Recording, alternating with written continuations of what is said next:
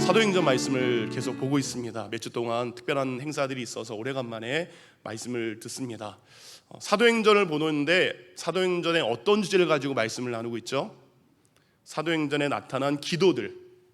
그래서 사도행전을 다른 말로 기도행전이라고 이야기합니다.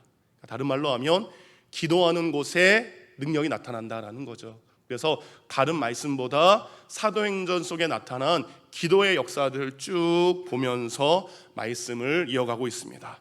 오늘의 제목은 한 사람을 위한 많은 이들의 기도, 한 사람을 위한 많은 이들의 기도라는 제목으로 말씀을 나누도록 하겠습니다.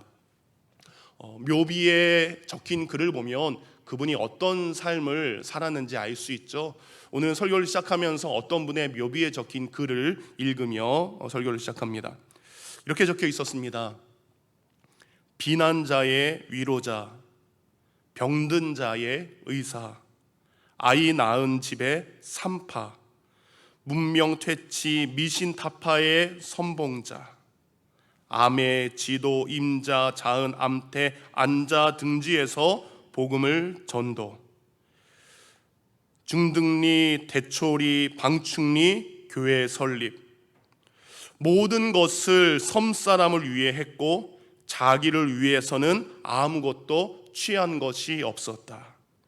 그대의 이름에 하나님의 은총이 영원히 깃들기를 우리들의 어머니여 라는 내용이 묘비에 적혀 있었습니다. 우리가 일생을 살면서 단 사람을 전도하기도 너무 힘들죠, 여러분. 그런데 이분은 가는 곳마다 수많은 사람들을 전도했고요, 수많은 교회들을 설립을 했습니다. 이분은 총 21개의 섬을 돌아다니면서 자그만치 100개의 교회와 기도처를 세운 분이기도 합니다. 여러분, 이분이 순교의 피를 흘린 그 섬 증도라는 곳에는 2200명의 섬 사람들 중에 자그만치 90%의 사람이 예수 그리스도를 믿게 되었다라고 합니다. 그리고 그 섬에 11개의 교회가 세워졌습니다. 이분을 통해서 CCC의 총재였던 김준곤 목사님을 비롯해 30명의 귀한 목회자들이 배출되기도 했습니다. 여러분, 이분이 얼마나 부지런히 돌아다녔는지 그 당시에 고무신을 신었는데 1년에 9켤레의 고무신이 다를 정도로 열심히 다닌 분이 이분이셨습니다.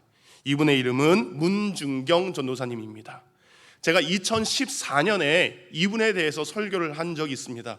2014년에 우리 교회에 계셨던 분들 기억하시나요? 여러분이 까먹으셔야 제가 또 이렇게 설교를 할 수 있습니다. 듣다 보면 그때 이랬다 생각이 나시는 부분도 있을 겁니다. 문중경 전도사님은 17살에 결혼을 했습니다.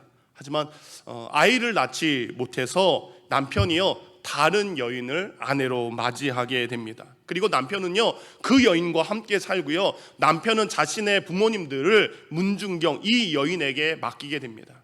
그래서 문중경 이 여인은 시 어르신들이 돌아가시기 전까지 20년 동안을 시 부모님을 홀로 모시며 살았습니다. 근데 안타까운 건 시 부모님들이 돌아가시자 이제는 오갈 데가 없는 거예요. 집이 없어진 거예요.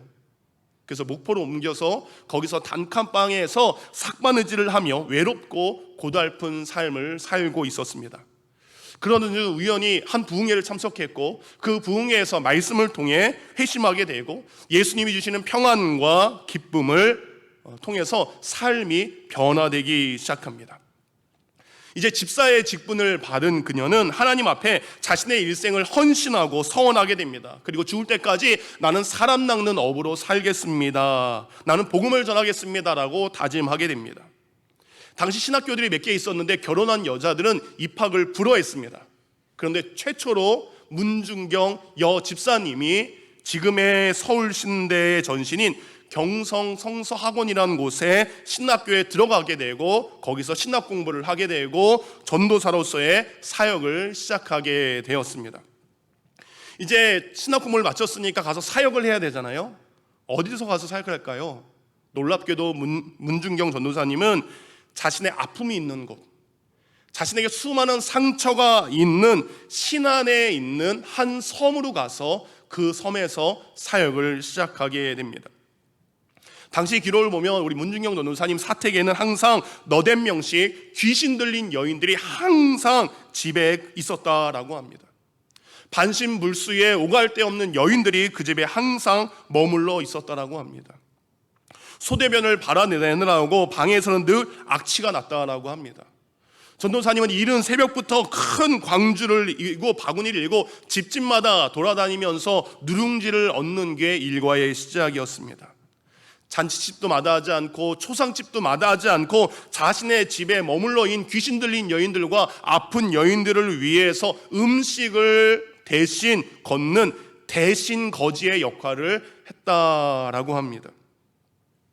전도사님의 신방 바구니에는 항상 이런저런 약과 상처에 바르는 연고 그리고 이런들이 많았다고 합니다. 그래서 아픈 사람들이 있으면 약을 먹이고 상처 당한 사람들에게는 친히 약을 발라주며 기도했다라고 합니다. 복음 전파를 위해서 초상집에도 찾아가고 복음 전파를 위해 싸움하는 집에도 찾아가고 산파가 아니었지만 아이를 낳는 데는 아이를 받는 데는 누구보다 명수였다라고 합니다. 한 번은 마을에 전염병이 돌아서 수많은 사람들이 죽어갈 때였습니다. 이 전염병에 옮을까봐 사람들은 가족들조차 시체를 치우는 일을 회피했을 때 문 전도사님은 이렇게 이야기했다라고 합니다. 나는 어차피 홀몸이니 죽어도 부담이 없습니다 라고 말하면서 전염병 환자들을 돌보았고 전염병에 걸린 시체들을 손수 묻는 일을 하셨다라고 합니다. 여러분, 이런 헌신과 이런 섬김의 삶이 있었기에 90%의 사람들이 예수를 믿게 된 것이고 교회가 없는 곳에 교회를 세울 수 있게 되었습니다. 너무 위대한 삶을 살았던 문중경 전도사님, 그런데 그런 삶을 살았던 한 여인의 말씀이 오늘 본문에도 기록이 되어 있습니다. 오늘 본문의 배경은 이렇습니다. 지금까지 사도행전 쭉 봤던 것처럼 오순절 사건과 함께 복음이 점점 확장돼 가기 시작합니다. 예루살렘에서 시작된 그 복음의 능력이 이제는 남쪽의 온 유다 땅에, 북쪽의 온 갈릴리 지역에, 그리고 유대인들이 가기 싫어했던 사마리아 땅에도 교회와 복음이 증거되기 시작합니다. 사도행전 9장 31절은 이렇게 기록되어 있습니다. 그리하여 온 유대와 갈릴리와 사마리아 교회가 평안하여 든든히 서가고 주를 경외함과 성령의 위로로 진행하여 수가 많아지니라. 그러니까 곳곳에 교회가 세워지고 곳곳에 있는 사람들이 여호와를 경외하고 곳곳에서 성령의 위로의 역사가 일어날 때 있었던 일이 오늘 본문의 내용입니다.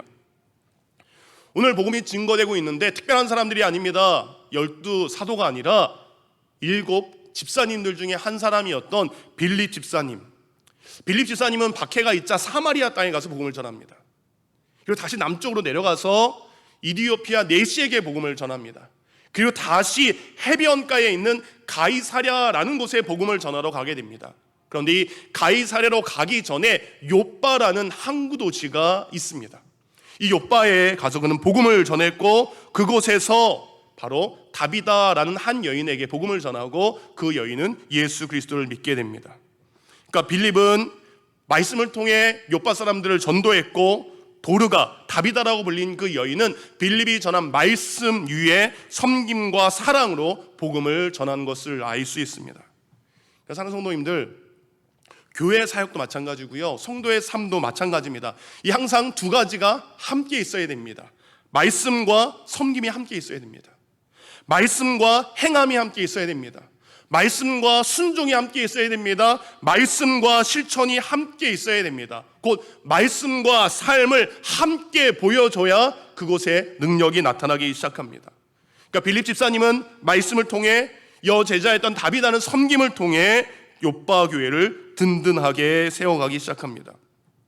그러니까 여러분, 듣고 믿지 않는 사람들이 있습니다. 그런데 듣고 믿기만 하는 그리스도인들이 있습니다. 그런데 어떤 사람은 듣고 믿었기 때문에 실천하는 그리스도인들이 있다라는 겁니다. 지금 여러분 어떻습니까? 듣기만 하는 사람입니까? 듣고 믿는 것에 머물러 있는 사람입니까? 듣고 믿은 것을 살려고 실천하려고 노력하는 성도들입니까? 다비다는요, 복음을 듣고 복음을 믿고 복음을 삶으로 증명하는 한 여인의 모습이었습니다. 오늘 성경에 보면 이 다비다라는 여인을 통해서 두 가지의 이름이 적혀 있는 것을 알 수 있습니다. 히브리식 이름이 다비다라고 불러져 있고 헬라식 이름은 바로 도르가라는 뜻을 가지고 있습니다. 그러니까 여러분, 사울과 바울 이름이 있죠. 그러니까 히브리식 이름이 사울이고요, 그리고 헬라식 이름이 바울인 것과 똑같습니다. 어쨌든 이 다비다라는 이름의 뜻은 암사슴, 영양이란 뜻으로 아름다움을 상징하는 겁니다. 그러니까 다비다는 이름만 아름다운 것이 아니라 그의 삶이 아름다운 삶을 산 것을 우리는 알 수 있습니다. 그래서 36절을 보면 이 다비다를 통해서 여러분, 구약 성경에도 기록되어 있지 않고요, 신약 성경에도 기록되어 있지 않고요, 오직 다비다에게만 붙여져 있는 명칭이 기록되어 있습니다. 그것은 바로 여제자 다비다입니다. 여제자라고 붙어있는 타이틀은 신약, 구약 그 누구에도 붙어있지 않습니다. 오직 이 다비다라는 한 여인에게만 붙여진 유일한 칭호인 것을 알 수 있습니다. 그러니까 정말 단순한 여인이었다면 성경 저자 누가는 그를 그냥 제자라고 이야기했을 것입니다. 근데 누가는요, 의사로서 성경을 기록할 때에 자세히 기록했지만 정확한 기록한 사람입니다. 그러니까 누가는 다비다를 향해 제자라는 표현을 쓴 것을 보면 단순히 믿음을 가진 여인이 아니라 예수 그리스도의 제자의 삶을 산 여인인 것을 확증했기에 그렇게 여제자라고 쓴 것을 알 수 있습니다.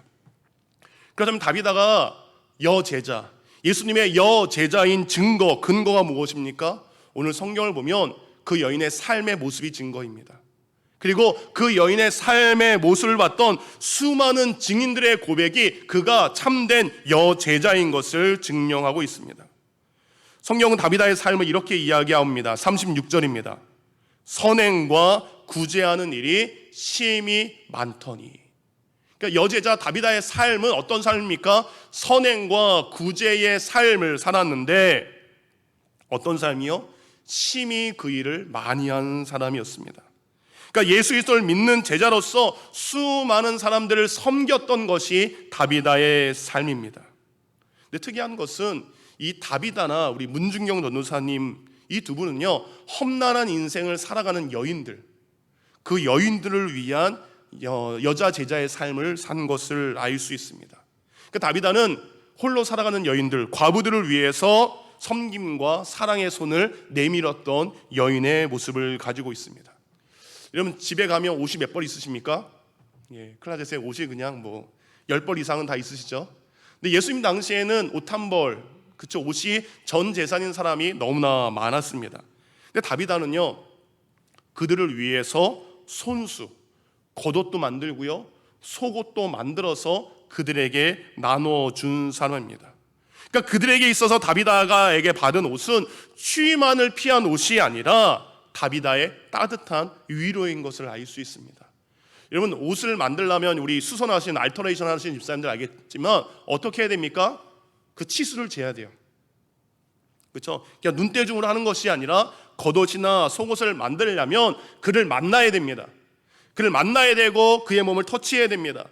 근데 다비다의 마음은 어떤 마음입니까? 예수 그리스도의 마음을 가진 사람이기 때문에 그 마음으로 그를 위로했던 여인입니다. 여러분, 다비다는요, 자신이 입다가 더 이상 필요 없게 된 옷을 나눠주지 않았습니다. 입던 옷을 여러분 다른 사람에게 주는 것은 뭐 한다 그래요? 처분한다라고 합니다. 근데 필요 없는 옷이니까 다른 사람한테 처분하는 겁니다.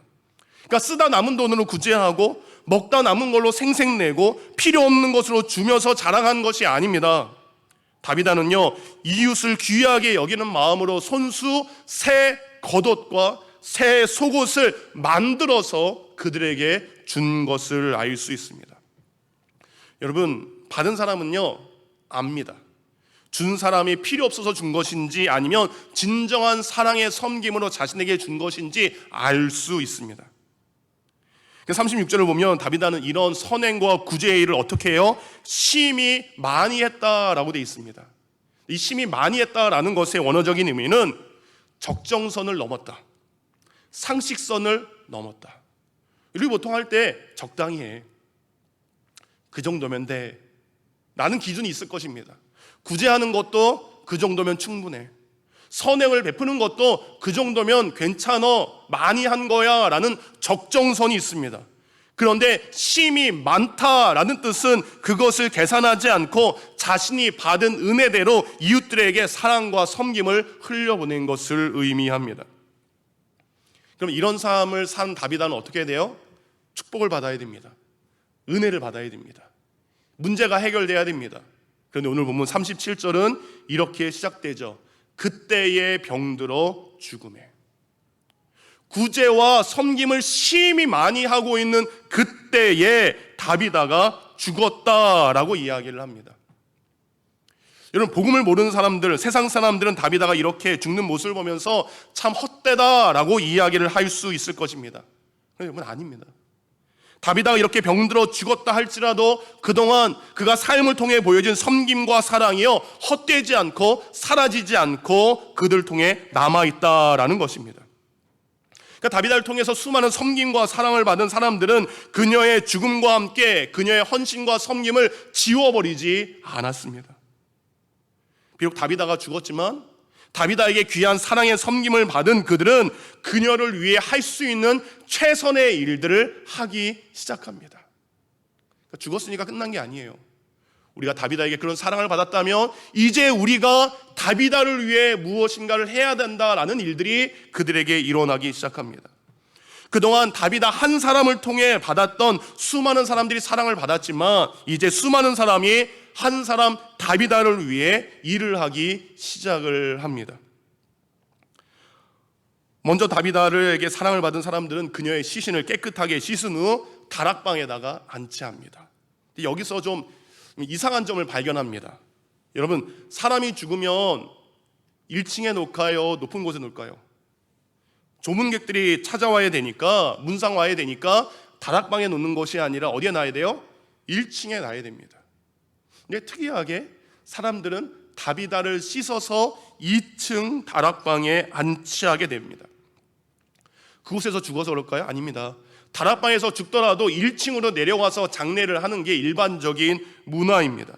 그럼에도 불구하고 다비다의 시신을 다락방으로 옮긴 후 그들은 누구를 부릅니까? 믿음의 제자, 믿음의 사도, 안질뱅이를 일으켰던 예수의 이름으로 능력을 행하는 베드로를 부르게 됩니다. 왜냐하면 그 당시 베드로가 10마일 떨어진 데 가까운 데 있었기 때문입니다. 어쨌든 그들이 다락방으로 다비다를 옮긴 이유, 여러분, 성경에서 다락방이 갖는 특별한 이유가, 의미가 있기 때문입니다. 열왕기상 17장을 보면 사르밧 과부의 아들이 죽습니다. 죽은 다음에 어디에 놓게 됩니까? 다락방에 놔요. 오늘 다비다처럼 다락방에 그 시신을 놓게 됩니다. 그리고 그 다락방에 누가 갑니까? 엘리야 선지자가 갑니다. 그리고 그 다락방에서 기도함으로 사르밧 과부의 아들이 살아나는 것이 기록되어 있습니다. 열왕기하 4장을 보면 엘리야 선지자의 제자였던 엘리사가 한 사람을 살리는 일이 또한 기록되어 있습니다. 수렴 지역에 살고 있는 한 부부가의 아들도 그만 죽고 맙니다. 밖에서 죽었어요. 그런데 그를 데리고 와서 다락방에다가 시신을 안장하게 됩니다. 엘리야 스승이 그랬던 것처럼 엘리사도 그의 스승처럼 다락방에 올라가서 죽어있는 아이를 위해 기도하게 됩니다. 그리고 그때 그 아이가 살아나게 됩니다. 다락방에서. 여러분, 신약 성경에도 이 다락방은 특별한 의미를 가지고 있습니다. 예수님께서 제자들과 최후의 만찬을 하신 곳이 어디입니까? 다락방입니다. 부활하신 예수님께서 숨어있는 제자들을 찾아간 것도 어디입니까? 다락방으로 찾아가십니다. 예수님이 부활 승천하신 후에 제자들이 모여서 성령의 임재를 기도했던 곳도 어디입니까? 바로 다락방입니다. 그러니까 성경 속의 다락방은 생명이 살아나는 곳, 능력이 임하는 곳을 상징하는 것이 바로 이 다락방이라는 곳입니다. 빌립 집사님은 그것을 체험했고 그 말씀들을 욥바 성도들은 들었을 것입니다. 그러니까 욥바에 있는 그리스도인들은 다비다의 죽음을 인정하고 다락방에 누인 것이 아니라 생명이신 예수 그리스도, 생명이신 예수 그리스도의 복음을 증거하는 사도 베드로를 통해서 그가 기도할 때에 다비다가, 엘리야가 그랬던 것처럼, 엘리사가 그랬던 것처럼, 예수님이 그랬던 것처럼 다락방의 기적이 다시 한번 다비다에게 일어나기를 수많은 사람들이 함께 기도했던 것이 바로 다락방의 은혜입니다. 만약에 그들이 다비다의 시신을 장례를 했다면 깨끗하게 씻은 다음에 해야 될 것이 있습니다. 그의 온몸에 향유를 바르는 겁니다. 유대인의 장례 절차는 시신을 씻고 그 다음에 한국에 염하는 것처럼 향유를 온몸에 바르는 거예요. 근데 오늘 다비다의 시신은 향유를 바르지 않았습니다. 그냥 깨끗하게 씻어서 한 곳에 잘 놓은 것입니다. 그러니까 이들은요, 사도 베드로를 간청합니다. 우리에게 꼭 와주십시오. 우리가 당신에게 부탁해야 될 기도의 제목이 있습니다. 결국 베드로가 그 간청을 듣고 오게 됩니다. 다비다의 삶은요, 죽음으로 완전히 끝난 것이 아니라 그녀에게 사랑과 섬김을 받았던 수많은 사람들의 부활 신앙을 통해 다시 한번 살아나게 된 것을 성경은 기록하고 있습니다. 1943년 문진영 전도사님이 신사참배에 반대하면서 거부하면서 목포 경찰서에 끌려가 수많은 고문을 당하게 됩니다. 견딜 수 없는 고문 속에서 전도사님은 찬양을 부릅니다. 환난과 핍박 중에도 성도는 신앙 지켰네라는 찬양을 통해 이게 됩니다. 에베소서 4장 16절 죽으면 죽으리이다 라는 것을 되풀이하며 수많은 고문을 이겨내셨다라고 합니다. 그렇게 끝까지 신사참배를 거부한 전도사님, 해방 후에는요 17살에 자신을 버린 남편 그리고 그와 결혼한 여인이 감옥에 끌려갔다는 이야기를 듣습니다. 그리고 매일같이 그 감옥을 찾아가서 세탁 수발과 음식 수발을 했던 그 모습은 많은 사람들에게 다시 한번 큰 감격을 주었습니다. 그러다가 6.25 전쟁이 일어나게 되고 다시 한번 전도사님은 공산당에 잡혀 목포로 이송하게 됩니다. 근데 목포로 이송하는 중에 기적적으로 그곳에서 자동으로 석방이 되게 됩니다. 당시 공산당이 모든 것을 휘잡고 있는 그때에 이제는 안전한 곳으로 피할 수 있음에도 불구하고 전도사님은요 자신이 사역했던 증도라는 곳으로 다시 갑니다. 왜냐하면 자신이 수양딸로 양딸로 맞이했던 백전도사님과 교인들이 그곳에 있었기 때문입니다. 하지만 그곳은 여전히 공산당이 남아있는 곳이기도 했습니다. 증도로 들어간 전도사님은 결국 공산당에게 붙잡히게 됩니다. 그리고 전도사님은 공산당에게 맞으면서도 나는 죽어도 좋으니 내 양딸 백전도사만큼 그리고 우리 교인들만큼은 살려달라고 간절하게 애원했다라고 합니다. 결국 문전도사님의 처형식을 위해서 공산당들은 해안가로 전도사님을 끌고 갑니다. 제목이 이렇습니다. 예수님이 유대인의 왕이라는 팻말이 있었던 것처럼 문전도사님의 제목은 새끼 많이 깐 씨암탉이라는 것이었습니다. 새끼 많이 깐 씨암탉. 그러니까 수많은 그리스도인들을 낳은 여인이라는 뜻을 그의 제목으로 삼게 됩니다. 그 모래해변에서 대나무 창에 찔리시고 그리고 수많은 고통을 당하면서 죽어가면서도 공산당에게 내 딸 백전도사만큼은 우리 교인만큼은 살려달라라고 애원을 하게 됩니다. 그리고 거의 죽음의 상태가 되었을 때 최후의 한마디를 남기셨다라고 합니다. 주님 저들을 용서해 주소서. 주님 내 영혼을 받으소서.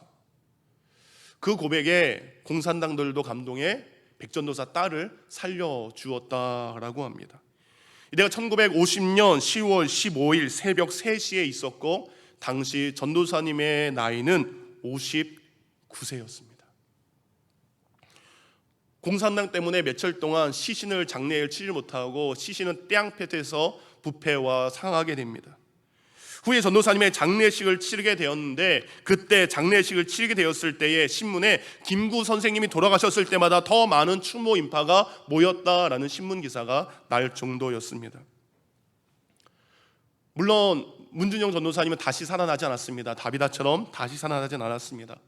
하지만 그분의 삶에 보여준 삶의 모습과 흔적은 여러분 지금도 그곳에 그리고 그곳에서 믿음 생활을 하는 사람들에게 여전히 남아 있습니다.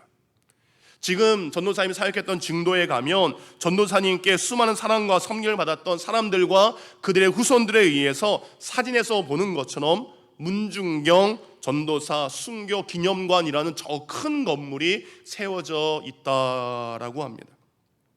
지금도 수많은 지역 사람들과 그리고 수많은 그리스도인들이 이곳을 방문해서 문중경 전도사님의 삶을 기억하고 그분을 존경하고 그분을 본받아 사려고 하는 일들이 지금도 남아 있습니다. 말씀을 마칩니다.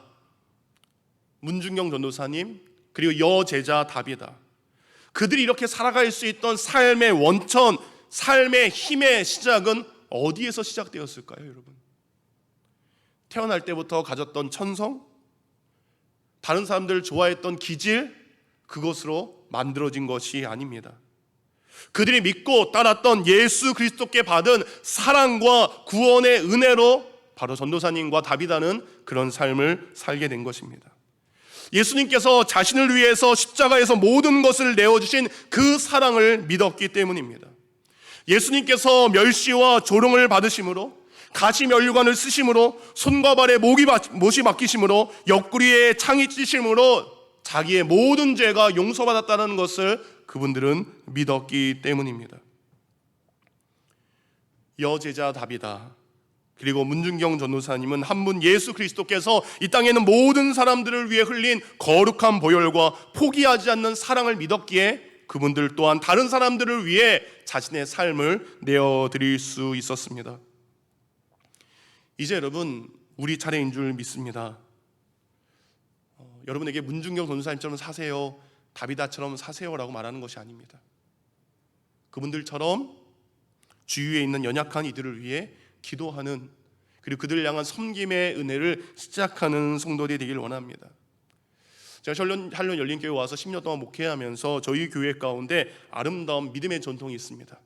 그것은 바로 아픈 분이 생길 때마다 온 성도들이 함께 기도하는 것입니다. 여러분 기억나시죠? 어느 성도님이 암이 생겼을 때, 어느 집사님이 죽음의 문턱에 갔을 때, 어떤 집사님이, 어떤 성도님이 수많은 질병 앞에 힘들어할 때에 우리 열린교회 성도들은 그 한 분을 위해서 함께 기도했던 믿음의 전통을 가지고 있는 복된 교회입니다. 한 사람을 위한 우리의 모두의 기도를 시작하기를 원합니다. 나만을 위해 기도하는 것이 아니라 우리를 위해 헌신했던 그 사람, 우리를 귀하게 섬겼던 그들을 위해 기도하는 성도가 되기를 원합니다. 여러분 한 사람을 통해 누군가가 예수 그리스도를 만나고, 여러분의 섬김을 통해 누군가가 다시 살아나는 놀라운 일들이 저와 여러분 가운데 일어나기를 주님의 이름으로 축원드립니다. 마지막으로 문중경 전도사님, 여러분 유튜브에 치면 여러 가지 나옵니다. 그 중에 3분 정도 되는 짧은 영상 하나를 마지막으로 준비를 했습니다. 이 영상을 본 후에 함께 찬양할 텐데, 작은 촛불 하나가 큰 불을 일으키어, 이 영상을 본 다음에 이 찬양을 이어서 하도록 하겠습니다.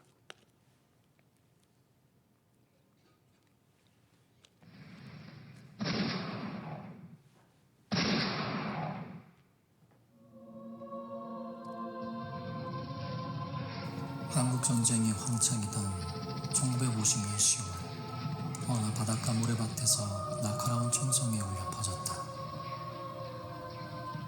섬마을 사람들에게 복음을 전하다가 북한군에 의해 순교의 피를 흘렸던 문중경 전도사. 주님, 내 영혼을 받으소서. 이런 믿음의 고백을 마지막으로 그녀가 남기고 간 것은 낡고 다른 고무신 한 켤레였다.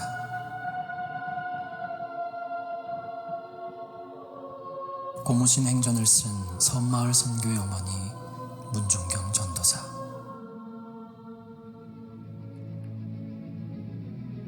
결혼 생활에 실패하고 살아도 사는 것 같지 않던 어느 날, 문중경은 부흥사인 이성동 목사를 만나 예수님을 영접하게 된다. 이후 사람을 낚는 어부가 되라는 주님의 부름을 받는 문중경은 40살에 늦깎이 신학생이 된다. 첫 개척지는 고향 임자도. 이때부터 나룻배를 타고 신안군에 흩어져 있는 수많은 섬들을 다니며 전도를 시작한다. 병든 사람들을 치유해주고 육지를 오고 가며 주민들의 부탁을 들어주고, 만나는 사람들에게 찬양을 불러주고 기도를 해주고 복음을 전하고 1년에 고무신 9켤레가 닳도록 울퉁불퉁한 돌길을 걷고 또 걸으며 자나깨나 선교에 앞장섰다. 그러자 그녀가 가는 곳마다 기도처가 되고 사람들이 모여들면서 교회가 세워지기 시작했다. 신안군 일대 100여 개의 교회 개척, 그중 증도에서만 11개의 교회 설립, 증도 주민 90% 이상을 전도 복음화. 예수님의 증인으로서 땅끝까지 복음을 전하며 세상의 빛과 소금으로 살았던 문종경 전도사.